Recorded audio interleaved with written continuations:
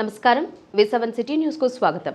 తెరచానూరు శ్రీ పద్మావతి అమ్మవారి అనుబంధ ఆలయంలో కొలువైన శ్రీ సుందరరాజ స్వామివారు శనివారం బంగారు తిరుచిపై మాడవీధుల్లో ఊరేగుతూ భక్తులకు దర్శనమిచ్చారు.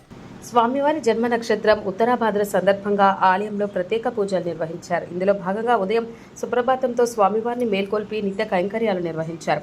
మధ్యాహ్నం శ్రీకృష్ణ స్వామివారి ముఖమండపంలో శ్రీ సుందరరాజ స్వామివారి ఉత్సవాలకు అభిషేకం చేశారు. సాయంత్రం శ్రీ సుందరరాజ స్వామివారిని సర్వాంగ సుందరంగా అలంకరించి తిరుచిపై కొలువు తీర్చారు.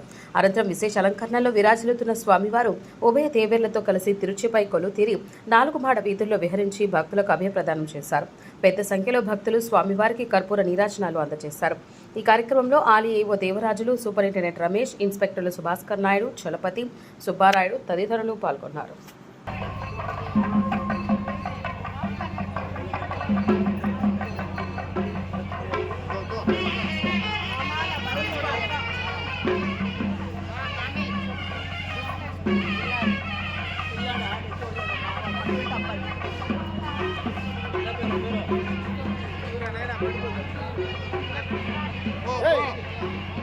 తెలుగు జాతి గర్వించదగ్గ ఏకైక పార్టీ తెలుగుదేశం పార్టీనేనని పార్లమెంట్ అధ్యక్షులు యాదవ సంక్షేమ మరియు అభివృద్ధి సంస్థ చైర్మన్ నరసింహ యాదవ్ అన్నారు. తెలుగుదేశం పార్టీ ఆవిర్భావ దినోత్సవ వేడుకలను తిరుపతి ఆటోనగర్ వద్ద గల తెలుగుదేశం పార్టీ తిరుపతి పార్లమెంట్ కార్యాలయం నందు పెద్ద ఎత్తున ఘనంగా నిర్వహించారు. ఈ సందర్భంగా ఎన్టీఆర్ ఫోటోకు పూలమాలలు వేసి పార్టీ జెండాను నరసింహ యాదవ్ ఆవిష్కరించి కేక్ కట్ చేసి సంబరాలు చేశారు. ఈ సందర్భంగా నరసింహ యాదవ్ మాట్లాడారు.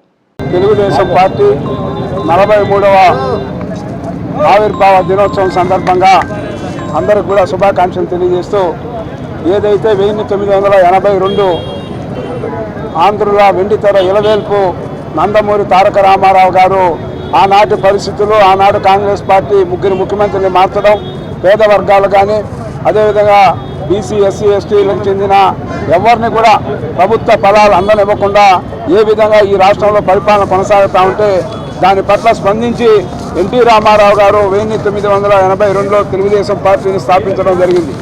ఆనాటి నుంచి నేటి వరకు కూడా ఆనాడు ఎన్టీ రామారావు గారు కానీ మళ్ళా నారా చంద్రబాబు నాయుడు నాయకత్వంలో అనేక వినూత్నమైన మార్పులు తీసుకొచ్చి ఎవరైతే అసెంబ్లీలో అడుగు పెట్టని కులాలు ఏవైతే ఉన్నాయో వాళ్ళందరికీ కూడా, ముఖ్యంగా బీసీలందరికీ కూడా చట్టసభల్లో ప్రవేశం కల్పించిన చరిత్ర ఆనాడు ఎన్టీ రామారావు తెలుగుదేశం పార్టీకే చెందింది.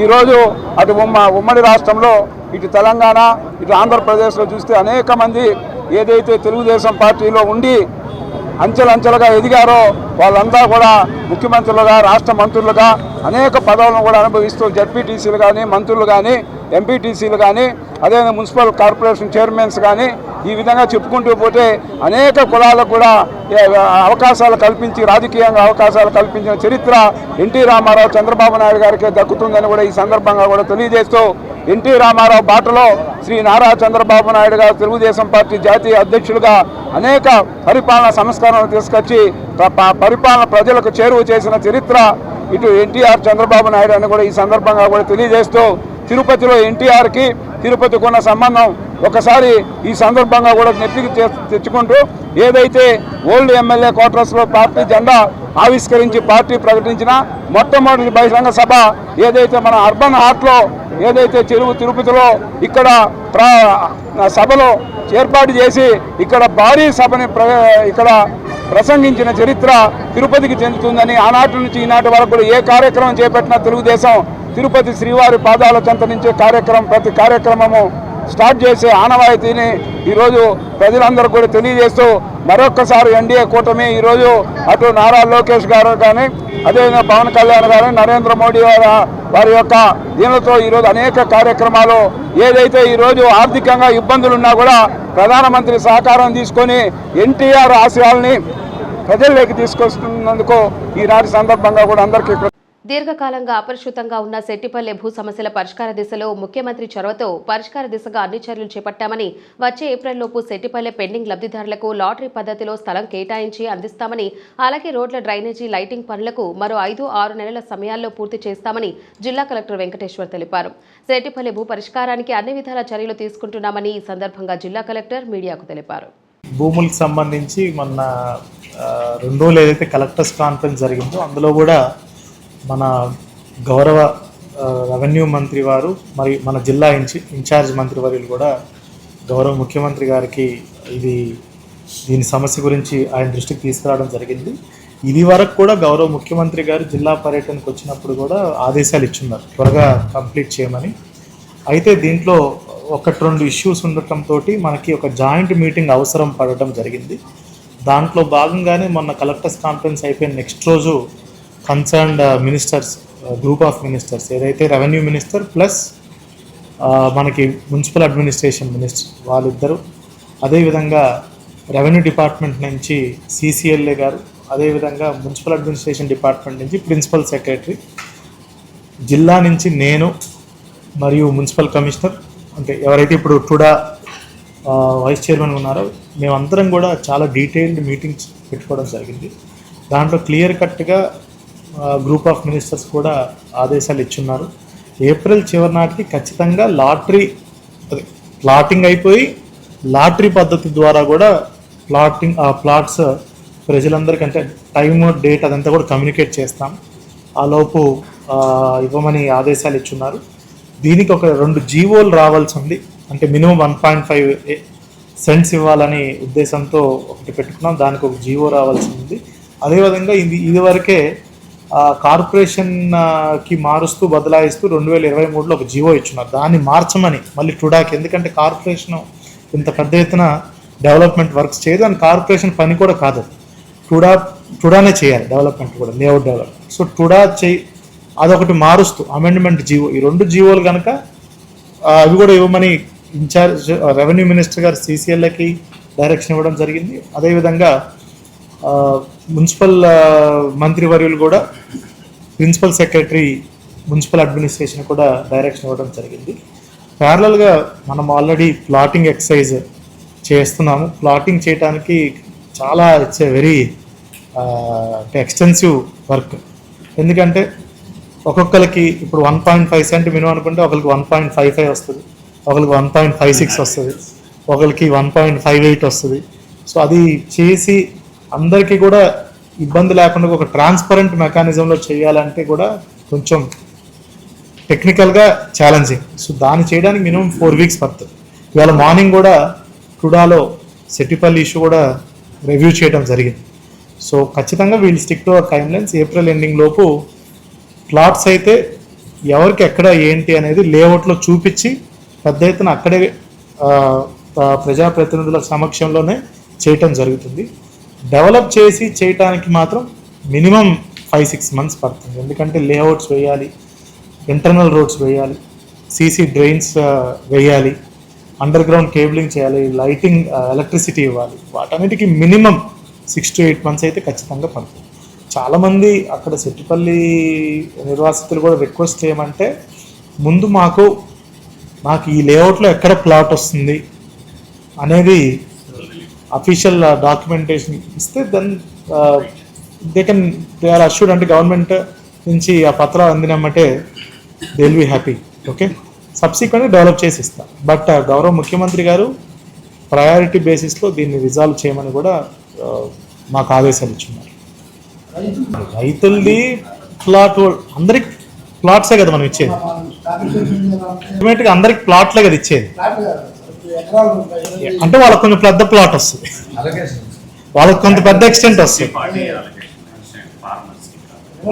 ఫార్మర్స్కి 70-30,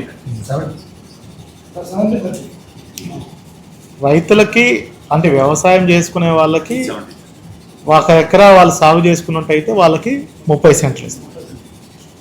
ప్లాట్ హోల్డర్స్కి 3 సెంట్లు ఉంటే 1.5 సెంట్లు ఇస్తారు, 50%. Okay, thank you.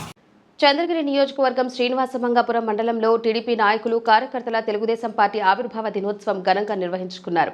టీడీపీ 43వ సంవత్సరంలోకి అడుగుపెట్టడం ఆనందంగా ఉందని, ప్రత్యామ్నాయ రాజకీయ వేదికగా ప్రజల గొంతుకు తెలుగుదేశం పార్టీని ఎన్టీఆర్ స్థాపించారని, జాతీయ రాజకీయాల్లో టీడీపీ కీలక శక్తిగా ఎదిగిందని, భవిష్యత్తులోనూ మరింత నిబద్ధతో ప్రజల పక్షాన నిలబడుతోందని అన్నారు. ఈ సందర్భంగా చంద్రగిరి టీడీపీ నాయకులు మాట్లాడారు. అందరికీ నమస్కారం. ఈరోజు మా చంద్రగిరి నియోజకవర్గంలో చంద్రగిరి మండలంలోని శ్రీనివాస మంగాపురం గ్రామంలో ఈరోజు మా గ్రామస్తులందరి తరఫున మేము ఈరోజు తెలుగుదేశం పార్టీ ఆవిర్భావ దినోత్సవాన్ని ఘనంగా జరుపుకోవడం జరిగింది. ఈ 43వ ఆవిర్భావ దినోత్సవం రోజు మాకు ఎంతో ఆనందాన్ని ఇస్తుంది.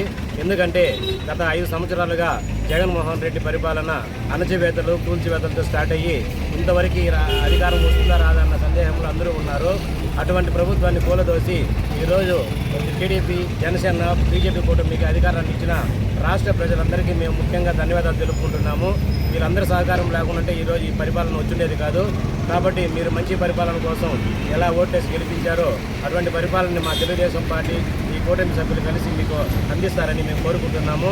ఈ యూత్ అందరూ కూడా సరే ఈసారి ఎలక్షన్లో బలంగా పనిచేసి జగన్మోహన్ రెడ్డికి చెక్ పెట్టడంలో ప్రముఖ పాత్ర వహించారు. అలాగే మహిళలు కూడా ఎండనగా తీవ్రమైన ఎండల్లో కూడా తిరుగుతూ ప్రచారం చేసి తెలుగుదేశం పార్టీ విజయానికి ఎంతో ఆనందపడ్డారు. ఇటువంటి వాళ్ళని మా పార్టీ తెలుగుదేశం పార్టీ ఎప్పటికీ మర్చిపోదు. అదేవిధంగా మా పులివర్తి నాన్న కూడా ఇక్కడ చెవిరెడ్డి గారి అరాచకాలను ఎదుర్కొని ఈరోజు ఎమ్మెల్యేగా గెలిచి మాకందరికీ అండదండగా ఉంటున్నాడు. కాబట్టి మా పులివర్తి నాన్న కూడా అటువంటి అరాచకాన్ని తొలగించుకొని ఈరోజు చంద్రగిరిలో జెండా నాటడం మాకు ఎంతో ఆనందంగా ఉంది. ఈ తెలుగుదేశం పార్టీ ఇలాగే వర్ధిల్లాలని మా ఎన్టీఆర్ గారు ఏ ఆశయాలపైతే ఈ పార్టీని పెట్టారో అటువంటి ఆశయాలని మేమందరం కూడా ముందుకు తీసుకెళ్లి పేద ప్రజలకి, బడుగు బలహీన వర్గాలకి వీళ్ళందరికీ దీనికోసం మేము పాటుపడతామని ఈ సందర్భంగా మేము తెలియజేస్తున్నాం.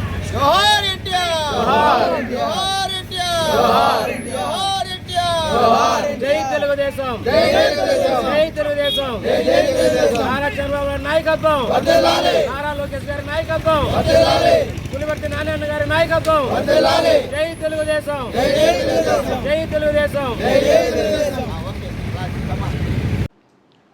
జిల్లాలో మహాత్మా గాంధీ జాతీయ ఉపాధి హామీ పథకం బాగా అమలు జరుగుతోందని, కూలీలకు ఉపాధి కల్పన, పని ప్రదేశాల్లో వస్తువుల కల్పన, గ్రామీణ ప్రాంతాలలో మౌలిక సదుపాయాల కల్పన, సుస్థిరత అమలు బాగా జరుగుతోందని జిల్లా కలెక్టర్ వెంకటేశ్వర్ పేర్కొన్నారు. శనివారం మధ్యాహ్నం కలెక్టరేట్లోని వీసీ హాల్ నందు జిల్లాలో జాతీయ గ్రామీణ ఉపాధి హామీ పథకం 2024-25లో అమలులో సాధించిన ప్రగతిపై మరియు 2025-26 సంవత్సరం ప్రణాళికలపై కలెక్టరేట్ వీసీ హాల్ నందు జిల్లా కలెక్టర్, డ్వామా పథక సంచాలకులు శ్రీనివాస్ ప్రసాద్, జిల్లా పంచాయతీరాజ్ ఇంజనీరింగ్ అధికారి రామ్మోహన్లతో కలిసి మీడియా ప్రతినిధులతో ప్రెస్ మీట్ నిర్వహించారు. ఈ సందర్భంగా జిల్లా కలెక్టర్ మాట్లాడారు. నమస్కారం. మనందరికీ తెలిసిందే, మనకి మహాత్మా గాంధీ జాతీయ గ్రామీణ ఉపాధి హామీ పథకం కింద 2 రకాలుగా లబ్ధి ఉంటుంది. ఒకటి, ఏదైతే నిరుపేద కుటుంబాలకి ఈ ఎన్ఆర్జీఎస్ కార్డు హోల్డర్స్ వాళ్ళందరికీ కూడా మనము ఎప్పటి నుంచో వాళ్ళకి రూరల్ ఏరియాస్లో ఒక ఉపాధి కల్పించటం. దాని ద్వారా రెండోది ఏంటంటే ముఖ్యంగా అసెట్ క్రియేషన్. సో ఈ రెండింటికి కూడా మనము ఈ పథకం కింద మనకి ఎంతోమందికి లబ్ధి చేకూరుతుంది. దాంట్లో భాగంగానే మన తిరుపతి జిల్లాలో కూడా ఇండస్ట్రియల్ ఏరియా ఎక్కువ ఉన్నప్పటికీ ఇంకా కూడా సుమారుగా 45% రూరల్ ఏరియా కూడా ఉంది. దాంట్లో భాగంగానే మనము ఈ సంవత్సరం, అంటే గడిచిన సంవత్సరం, ఇవాళ ఇంకా లాస్ట్కి వచ్చాము, 2024-25 సంవత్సరానికి గాను ఈ పథకాన్ని పెద్ద ఎత్తున మనం డ్రైవ్ చేసి, ఒకటి, మనకి ఇదివరకు ఎప్పుడు లేనంతగా ఈ జిల్లాలో వేజెస్ మనము చేయడం జరిగింది. అది ఎక్కువ రావడంతో మనకి దానికి అనుగుణంగా వచ్చినటువంటి మెటీరియల్ ఎక్స్పెండిచర్ కింద కూడా అనేకమైనటువంటి అభివృద్ధి పనులు, అసెట్ క్రియేషన్ మనం చేయడం జరిగింది. ఇది ఒక ఎత్తు అయితే, వచ్చే సంవత్సరం అంటే 25-26కి కూడా జిల్లా యొక్క ప్రణాళిక ఏంటనేది కూడా వివరించడానికి ఈరోజు ఈ ప్రెస్ మీట్ పెట్టడం జరిగింది. ముఖ్యంగా గడిచిన సంవత్సరం చూసుకుంటే, గడిచిన సుమారుగా మనకి 10-11 నెలల్లో కూలీలందరికీ కూడా పని కల్పించడంలో భాగంగా మనము 4,853 చెరువులలో పూడికి తీత పనులు టేకప్ చేశాం. దీని ద్వారా సుమారుగా 450 కోట్ల లీటర్ల నీటిని భూమిలోకి ఇంకింపజేసి సుమారుగా 124 కోట్ల రూపాయల కూలీలకు మనం వేతనాలుగా చెల్లించడం జరిగింది. ఈ పూడిక తీత పనుల వల్ల మనం లాస్ట్ 3 years కూడా కంపేర్ చేసుకుంటే గ్రౌండ్ వాటర్ లెవెల్ ఈసారి మనకి అధిక వర్షపాతాన్ని కూడా మనం ట్యాప్ చేసుకున్నాం. సుమారుగా ఈసారి మనకి 24% వర్షపాతం అధికంగా పడింది ప్రీవియస్ ఇయర్తో కంపేర్ చేసుకుంటే. మళ్ళీ పూడికి తీత పనులు కూడా చేయడం వల్ల చెరువులన్నీ నిండడం, దాంతో మనకి 2 metres plus ground water level మనకి వచ్చింది. లాస్ట్ ఇయర్ ఇదే టైంకి మార్చ్ ఎండింగ్ కల్లా ఏదైతే 6.15 మీటర్స్ ఉన్నింది గ్రౌండ్ వాటర్ టేబుల్, ఈసారి మనకి సుమారుగా 4.05 మీటర్స్కే మనకి డిస్ట్రిక్ట్ యావరేజ్ చెప్తుంది గ్రౌండ్ వాటర్ అందుబాటులోకి వచ్చింది. అదేవిధంగా ఎన్ఆర్జీఎస్ కింద ఎస్సీ ఎస్టీ హౌస్ హోల్డ్స్లో చిన్న సన్నకారు రైతుల పొలాల్లో 1064 పంట కాలువలు అంటే మనకి ఫామ్ పాండ్స్ పంట కుంటలు నిర్మించి దాని ద్వారా కూడా ఒక 6 కోట్ల రూపాయల వేతనాలు మనం చెల్లించడం జరిగింది.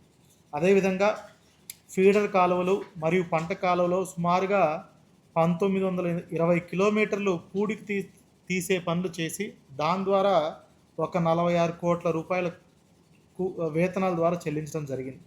అదేవిధంగా చిన్న సన్నకారు రైతులైనటువంటి ఎస్సీ ఎస్టీ హౌస్ హోల్డ్స్లో ఒక 803 రైతుల పొలాల్లో 48 కోట్ల రూపాయల వేతనాల రూపంలో మనము ఈ కందకాలు త్రవ్వి మనము దాని ద్వారా కూడా 48 కోట్ల వేతనాలు చెల్లించడం జరిగింది.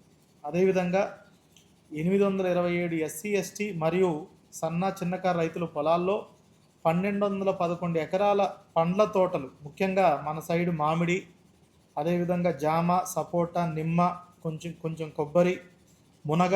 ఈసారి మునగ కూడా స్టార్ట్ చేసాం, ఎందుకంటే మునగాకు మనకి మునగాకుకి పౌడర్ చేసుకొని చాలామంది దానికి డిమాండ్ ఉంది.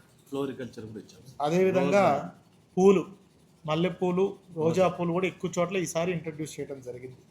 ఇది అన్ని పెంపకం ద్వారా 2.5 కోట్ల రూపాయల వేతనాల రూపంలో, అలాగే 72 లక్షల మెటీరియల్ రూపంలో కూడా చెల్లించడం జరిగింది. అదేవిధంగా 30 కిలోమీటర్ల మేర రోడ్డుకి ఇరువైపులా మొక్కల పెంపకం చేపట్టి సుమారుగా ఒక 15 లక్షల వేతనాల ద్వారా చెల్లించడం జరిగింది. అదేవిధంగా 1500 మంది ఎస్సీ ఎస్టీ మరియు చిన్న సన్నకారు రైతులకు పశువుల షెడ్లు నిర్మించి 20 కోట్ల రూపాయలు రైతులకు చెల్లించడం జరిగింది. ఈ పశువుల షెడ్లు చాలా డిమాండ్ ఉంది.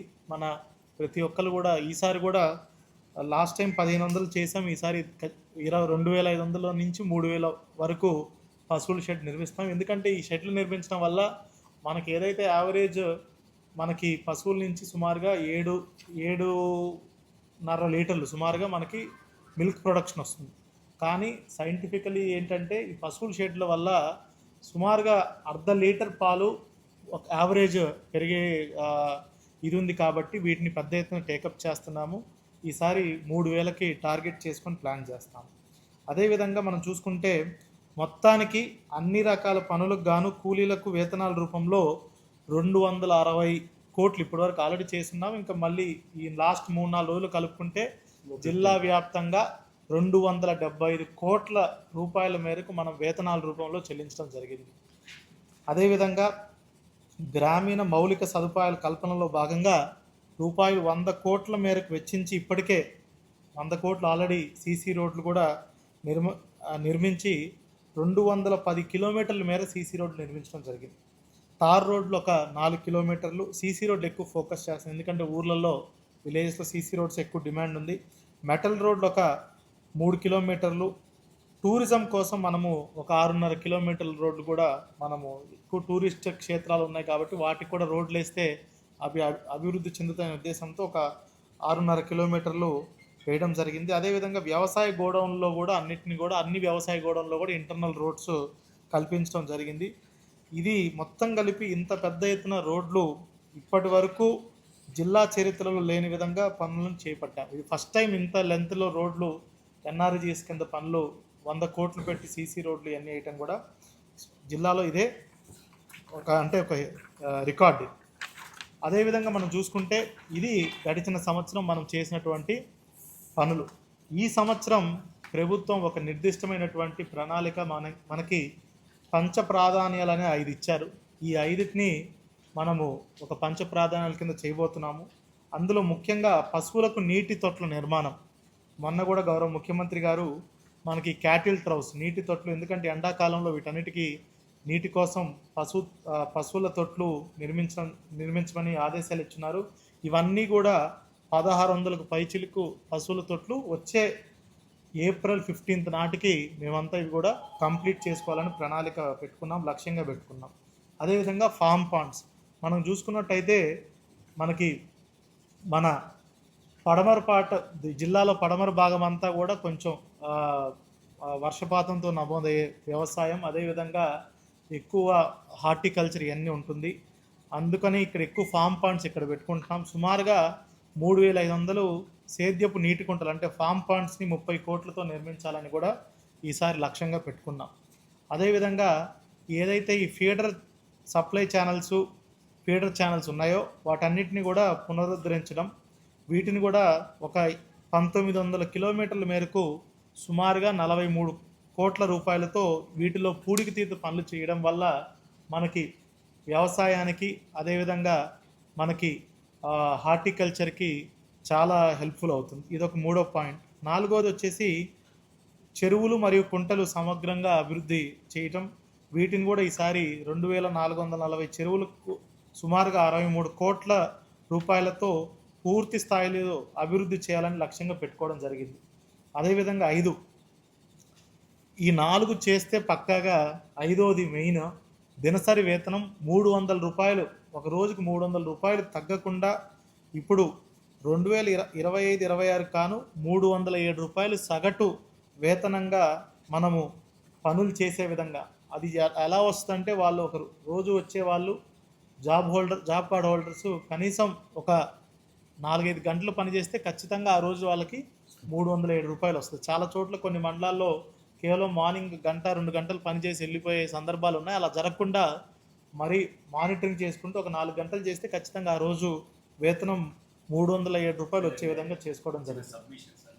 4 అవర్స్ వర్క్ చేసినప్పుడు 300 అంటే అది వాళ్ళకి ఎలా వర్కౌట్ అవుతుంది సార్? అంటే 4 అవర్స్లో అంటే పూర్తిగా 4 అవర్స్ కంటిన్యూస్గా మాన్యువల్ వర్క్ ఉంటుంది. అంటే వాళ్ళు వచ్చి ప్లాన్ చేసుకొని ఎక్కడ చేయాలి, మెజర్మెంట్స్ అన్నీ తీసుకొని చేసేసరికి మార్నింగ్ 6 to 9-9:30 చేసినా వాళ్ళకి ఆ రోజు వేతనం సరిపోతుంది, వచ్చేస్తుంది. అదేవిధంగా ఇది ఈ పంచ ప్రాధాన్యాలతో మనం చేయబోయేది. దీనివల్ల మనం ఈసారి గడిచిన సంవత్సరం 275 కోట్లు వేతనాలు వచ్చింది. ఈ సంవత్సరం ఒక అదనంగా ఇంకో 10% అంటే 300 కోట్లు టచ్ చేయడానికి చేస్తాము. ఆ 300 కోట్లు కనుక చేసినట్టయితే మనకి 200 కోట్లు మనము మెటీరియల్ కాంపోనెంట్ అంటాం. అంటే 200 కోట్లకి మనము ఇది చేసుకోవచ్చు. గడిచిన సంవత్సరం మనము సుమారుగా 165 కోట్ల వరకు చేసుకున్నాం. ఈ సంవత్సరం 200 కోట్లు టార్గెట్ చేస్తున్నాం. వాటిల్లో ముఖ్యమైనటువంటి ఈసారి చేసే పనులు ఏంటంటే సీసీ రోడ్లు ఇంకెక్కడైనా మిగిలిపోతే అవి, సీసీ డ్రైన్స్ మీద ఎక్కువ ఫోకస్ పెడతాము. అదేవిధంగా అన్ని SC/ST హ్యాబిటేషన్స్లో బరియల్ గ్రౌండ్స్ ఎక్కడైనా లేకపోతే ఆ బర్నింగ్ ప్లాట్ఫామ్స్ అన్నీ కూడా ఈసారి శాచురేషన్ మోడ్లో చేయడం జరుగుతుంది. అదేవిధంగా ఇందాక చెప్పినట్టు పశువుల షెడ్లు ఇంకెక్కడన్నా చాలా డిమాండ్ ఉంది. ఒక 2500 వరకు పశువుల షెడ్లు నిర్మిస్తాము. అదేవిధంగా మనకి పండ్ల తోట పెంపకం మీద ఎక్కువ దృష్టి పెట్టమన్నారు గౌరవ ముఖ్యమంత్రి గారు. సో మన జిల్లాలో పండ్ల తోట పెంపకం కోసం ఇంకొక 1500 ఎకరాలు ఎక్స్ట్రాగా NRGS ద్వారా చేస్తాము. అదేవిధంగా ఇంకేమన్నా అన్కనెక్టెడ్ హ్యాబిటేషన్స్ మిగిలిపోయి ఉన్నా అన్కనెక్టెడ్ హ్యాబిటేషన్స్ అయితే ఈ సంవత్సరం ఇంకా పూర్తిగా కంప్లీట్ చేయడం జరుగుతుంది. ఇలాగా మనకి గౌరవ ముఖ్యమంత్రి గారు, అదేవిధంగా ఎప్పటికప్పుడు మన గౌరవ ఉప ముఖ్యమంత్రి గారు మనకి దీన్ని సమీక్ష చేస్తూ ఉన్నారు. వాళ్ళిద్దరి ఆదేశాల మేరకు మనము NRGS కార్యక్రమాన్ని తిరుపతి జిల్లాలో పెద్ద ఎత్తున పల్లె పండుగ కార్యక్రమంలో పనుల్లో భాగంగా, అదేవిధంగా మనకి మన జిల్లాకి ఎక్కువ హార్టికల్చర్ ఎక్కువ ఫోకస్ చేస్తూ, అదేవిధంగా క్యాటిల్ షెడ్స్, రోడ్స్, ఇట్లా అన్ని రకాలుగా ఒకవైపు అందరికీ మినిమం 300 రూపాయలు వేజ్ వచ్చే విధంగా, మరో సైడ్ ఈ పంచ ప్రాధాన్యాలు ఏదైతే పెట్టుకున్నాం వాటిని ఇంప్లిమెంట్ చేయటం, తదనుగుణంగా వచ్చే మెటీరియల్ కాంపోనెంట్ నుంచి రోడ్లు, సీసీ డ్రైన్స్ ఇవన్నీ కూడా ఈసారి నిర్దిష్టమైనటువంటి ఒక ప్లాన్ పెట్టుకొని మన NRGS డిపార్ట్మెంటు, అదేవిధంగా పంచాయతీరాజ్ డిపార్ట్మెంటు, ఇంజనీరింగ్ డిపార్ట్మెంట్ వాళ్ళ సహకారంతో ఈసారి కూడా పెద్ద ఎత్తున ఈ పనులనేది కూడా టేకప్ చేయడం జరుగుతుందండి.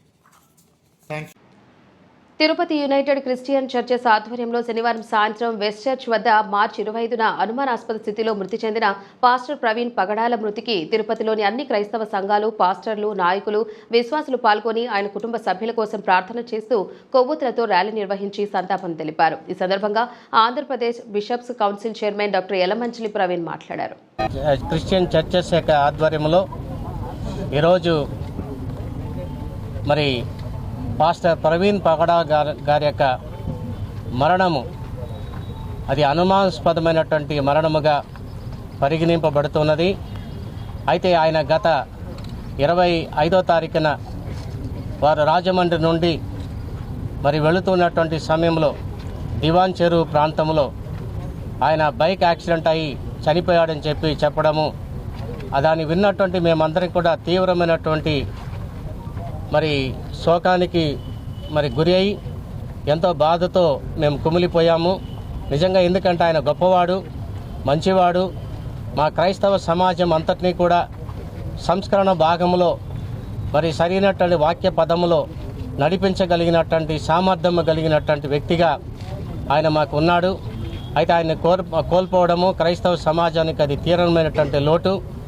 ఈ సమయంలో మరి ఆ యొక్క మరణాన్ని పురస్కరించుకొని వారి కుటుంబానికి శాంతి కలగాలని, వారికి అందరికీ ఆదరణ కలగాలని చెప్పి తిరుపతిలో ఉన్నటువంటి యునైటెడ్ క్రిస్టియన్ చర్చెస్ అంతా కూడా కలిపి మరి ఈస్ట్ ప్యారిష్, మరి వెస్ట్ ప్యారిష్, తర్వాత ఇండిపెండెంట్ చర్చెస్, మిగతా సంఘాలన్నీ కూడా ఈరోజు ఇక్కడ కలిసి కూడి వచ్చి మేము వారికి కొవ్వొత్తి యొక్క నివాళులు, సంతాపము చెల్లించడానికి ఇక్కడికి వచ్చి ఉంటున్నాం.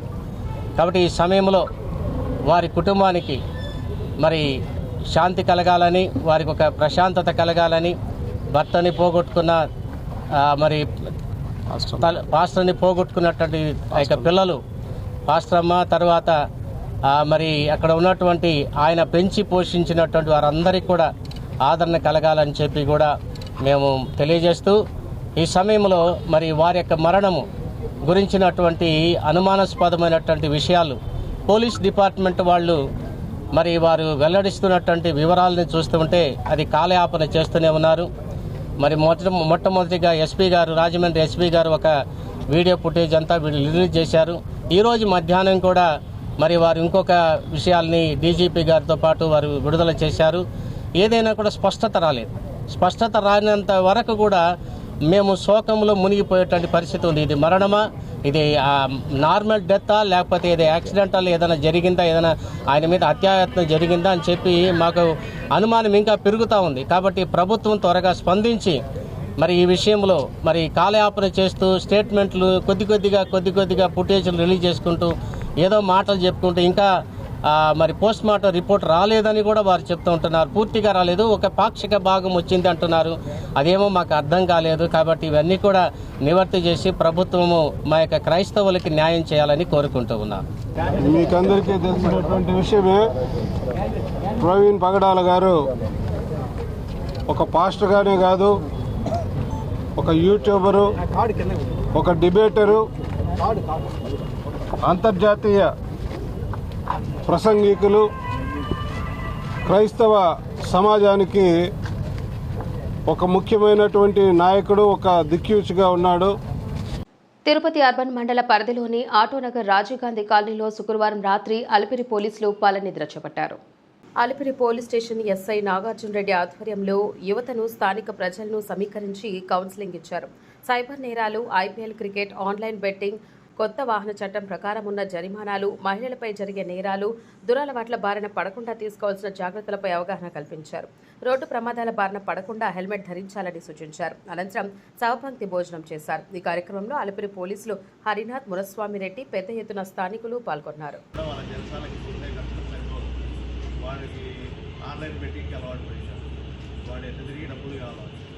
ఏమి దొరకని మార్గంలో ఇట్లా ఉద్యోగాలు చూస్తాడు, ఎడ నడుచుకుంటూ పోతాడు, చైన్లు లాగేసుకుంటాడు. ఇట్లా ఖచ్చితంగా చైన్ ఛార్జింగ్ చేసే అవకాశం చాలా ఎక్కువ ఉంది. ఇక్కడ సింగిల్గా ఉండేవాళ్ళు ఎవరైనా గుర్తుపెట్టుకుంటే మీరు గోల్డ్ బయటకు వస్తే ఇట్లా కప్పుకొని పోండి. ఇట్లా కప్పుకునే ఆమె ఉండేది కనపడదు, వాడేం తీసి చూడడం, వాడికి బయట కనపడతానే కొడతాడు. అట్లా ఉంది. ఆన్లైన్ బెట్టింగ్ అనేది ఉంది. ఇప్పుడు ఐపీఎల్ జరుగుతూ ఉంది. ఏమి చూస్తారు కదా అందరూ జరా పిల్లలు ఇట్లా బాబు ఐపీఎల్ బెట్టింగ్ చాలా జరుగుతుంది. దాంట్లో కానీ ఇరుక్కుంటారంటే బెట్టింగ్లో ఎవడు కూడా అంతా రికార్డెడ్గా దొరికిపోతారు. ఆన్లైన్లో బెట్టింగ్ కాబట్టి ఒకరిని పట్టుకుంటే రికార్డెడ్గా ప్రతి ఒక్కరు దొరికిపోతాడు. ఐపీఎల్ జరిగే టైం ఖచ్చితంగా దానికి చేసే అవకాశం ఉంది. మీరు జాగ్రత్త గుర్తుపెట్టుకోండి. పొరపాటున అటెంప్ట్ అయ్యే బెట్టింగ్ కానీ ఆడినారంటే ఎప్పుడోసారి ఖచ్చితంగా పోలీసుల కేసులో పడతారు. అర్థమవుతుందా? ఆన్లైన్ ఐపీఎల్ బెట్టింగ్ అనే కాదు, ఏ బెట్టింగ్ యాప్లో ఏదో చేసినా లేకుంటే ఇంకా ఈ ఫ్రాడ్ లోన్ ఇస్తామని చెప్పి అక్కడ ఉంటాయి. అవన్నీ కూడా ఫ్రాడ్. ఇన్స్టెంట్గా లోన్ ఇస్తాడు వాడు, నీ యాక్సెస్ అంతా తీసుకుంటాడు ఫోన్లో. వాడు లోన్ ఇచ్చినాడంటే వాడు నీ ఫోన్ వాడి చేతిలో ఉన్నట్టే. నీ ఫోన్లో ఉండే కాంటాక్ట్ నెంబర్స్ కావచ్చు, నీ బంధువుల నెంబర్స్, ఫ్రెండ్స్ అందరికీ వాడు ఉంటారు. నువ్వు కట్టినా కూడా వాడు ఇంకా కట్టలేదు, ఇంట్రెస్ట్ ఎక్కువైందని నువ్వు 1 లక్ష తీసుకొని 2 లక్షలు కట్టినా కూడా వాడు ఇంకా అడుగుతూనే ఉంటాడు. నువ్వు కట్టకపోయినావంటే నీ ఫోటోలు మార్పింగ్ చేసి మిగతా వాళ్ళందరికీ ఫోన్ చేసి పెడతాడు. కాబట్టి ఆ లోన్ ఇచ్చే యాప్లకి దూరంగా ఉండండి. ఈ వార్తలు ఇంతటితో సమాప్తం. నమస్కారం.